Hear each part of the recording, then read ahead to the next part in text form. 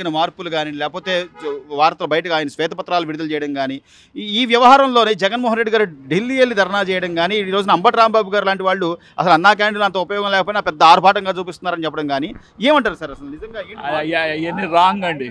వాళ్ళు పార్టీ గురించే మాట్లాడుతున్నారు, అంతేగాని ప్రజల గురించి మాట్లాడట్లేదు. మరి మాట్లాడేది చంద్రబాబు నాయుడు గారు ఒక్కడే ప్రజల గురించి మాట్లాడుతున్నాడు. కానీ తెలుసుకోవాలి కదా సార్, ప్రజలు మనకు 11 సీట్లు ఇచ్చారంటే ఏదో మన లోటుపాట్లు ఉన్నాయి అనేది ఎవరో జగన్మోహన్ రెడ్డి గారు తెలుసుకోవాలి. ఆయన తెలుసుకోడు. ఆయన కావాల్సిన డబ్బులు ఎవడ ఇంట్లో పెట్టి అనుకునే విషయం కానీ ప్రజలకు మాత్రం నేను పేదవాడిని నేను ఏం చెప్తాడు ఓట్ల కోసం ఇవన్నీ నాటకం కానీ ఏమీ చేయడు.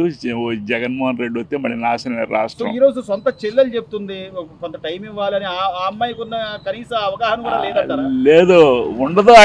వాడికి ఉండదు. వాడు బతికున్నంతకాలం అట్టాగా ఉంటాడు అంతే. కానీ నా అంటే 39% ఓట్లు ఉన్నాయి, ఈసారి మాకు సమయం వస్తుంది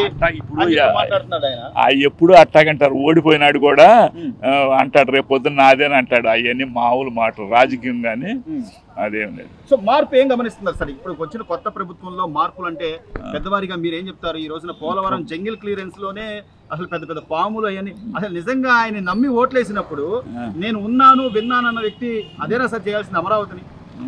ఎవరు? జగన్మోహన్ రెడ్డి గారు. అమరావతి పరిస్థితి ప్రస్తుతం అసలు ఆయన చేసినంత తప్పే కదండి. ఏం చేశాడు అసలు? ప్రజలకి ఏమి చేయాలి? ఆడి స్వార్థం కోసం ఆ డబ్బులు తీసుకుని దాంట్లో అదేదో ఉంది చూసారు అక్కడ ఇవన్నీ కట్టుకున్నాడు. ఆడు పెంచుకున్నాడు ఆస్తులు అంతే.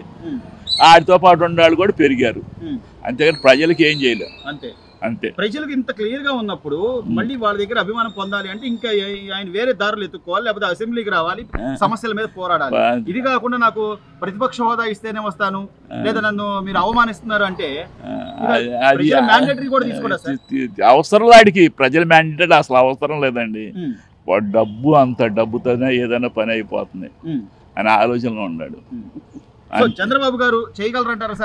చేస్తాడు, అన్ని చేస్తాడు, అన్ని చేస్తాడు. నమ్మకం ఉందంటారా? 100%. ఎలాగంటే ఏంటంటే ఏదో రకంగా చేస్తాడు.